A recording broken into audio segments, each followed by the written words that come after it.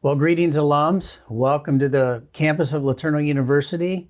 I'm honored to be joined here today by 1976 graduate Roger Kieffer. And many of you may know Roger. He might have been your baseball coach or your wrestling coach, or maybe he was your enrollment officer as he served as Dean of Enrollment Management from 1984 to 1992. So many of you I know out there know him or are familiar with him. And so welcome to our campus, Roger. Good to have you back. Yeah, thanks. Great to be back. Good.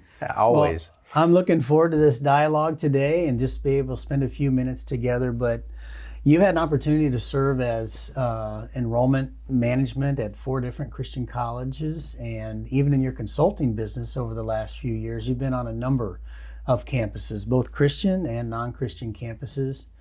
And around here, we like to say that Letourneau is a little bit unique, but you can compare that to many other colleges. So are we different here? Yeah. And yeah, I know we've always thought of ourselves as unique, and I remember that from my time here. And now I can kind of talk about it from a more informed position. And I would say that I feel even stronger now that it's unique. Well, first of all, we all know that there aren't a lot of institutions that are Christian colleges that have an emphasis on the technical. I think that also kind of affects the culture of the institution. And so I'd say if I was trying to define what the differentiator is that makes it unique, I'd say it's the culture. Yeah. Positively, by the way. Yeah. And that culture being the engineering, aeronautical science, but then the Christian emphasis with that as well. Yeah, and so, even students like me who I came here to go into engineering, chose not to in the end, and ended up with a degree in physical education, which was my sweet spot. Sure. But even in education, we called them Libbies back then. Those that are back from the 70s will remember that people who did not major in technical fields were referred to as Libbies, which was short for liberal arts programs. Sure.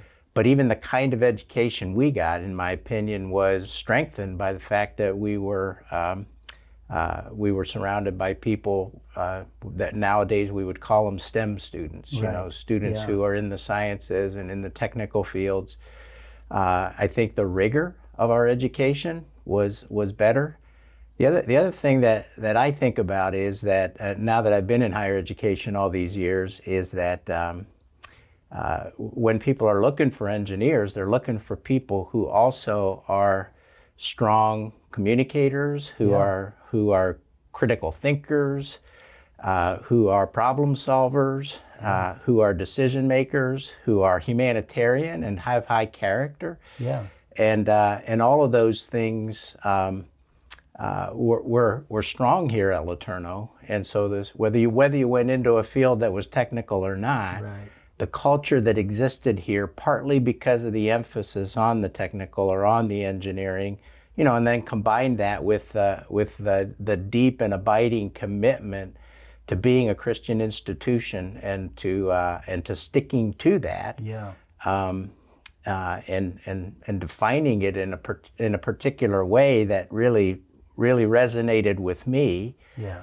All of those things, in my opinion, are unique. It's not to say there aren't other strong institutions out there that have engineering. There certainly are a lot of strong Christian institutions out there, but there aren't any that are quite like Letourneau. And I say that with bias because I'm an alum. Sure. And we probably all feel that way, that nobody can replicate what we experienced at Letourneau. And there's a lot of schools whose alums would say that. Sure. But again, looking at how and why they say those things, I think we really got a story to tell. Yeah. Well, you left in 1992 to go serve at another institution, and so you were gone for quite a bit of time. But you've kindly recently have gotten reconnected after about 25 years to the institution. So just talk about getting reconnected a little bit. I mean, I'm thrilled to be reconnected, and I think in the back of my mind, I thought someday I want to. Being on other college campuses and being so involved and immersed in what was happening on those campuses, it would have been awkward in some ways to get involved at the level that I am now, at least. Sure. And so I did stay informed through all those years, but really didn't have the time and maybe not the opportunity to get involved. And then, as you said, I was doing some consulting after I retired from my career, and the consulting was in the world of enrollment management. And lo and behold, I got an invitation to come to Letourneau to do some enrollment consulting. That was the beginning of me getting re-engaged. And then that led to being asked to be on the Alumni Advisory Council. I served for a couple of years on that, and then just recently was asked to be the chair of that, which by virtue of that, I'm also on the board of trustees. And so I'm getting to see Letourneau from a different vantage point, from the other side of the table in some regards. But extremely impressed, extremely proud of my alma mater. Thrilled to be back involved again at the level that I am, and just want more of it now. So absolutely. Well, I want to ask you about that consulting when you came back to campus. But before I do that, what would you say to an alum out there who maybe it's been 25 years for them, or maybe longer since they've been connected to the university? What would you say to them? Yeah, I mean, I guess we all, as alums, you included, probably had some level of mixed feelings when you graduated. It's like, okay, I spent a lot of money to come here, and I'm done with it now, and move on to the next stage of my life. Now, I actually ended up coming back and working here right away, so I got re-involved right away. But I still remember that feeling when I graduated about, okay, good experience. Gonna pack it away now, and I'm gonna move on. But then in the back of your mind, you're thinking about how much you appreciated the experience as you mature beyond, that first, right after you graduate, you get to the point where you realize that, wow, it made a profound difference in my life, and then you start to say, I wonder how I can get back involved again. But for me, it was difficult, and so therefore it was, I'll stay informed, but I continued to have that that desire to do so, and so so I'm happy to be back involved.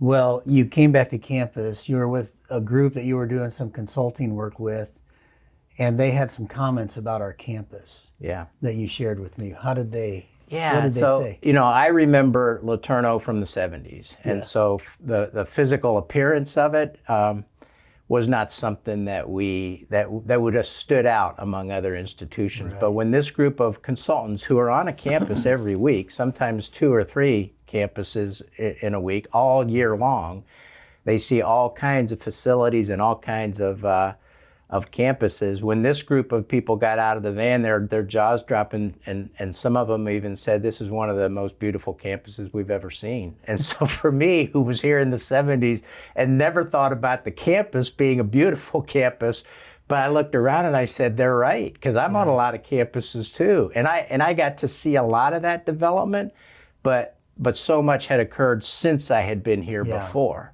So that was kind of cool.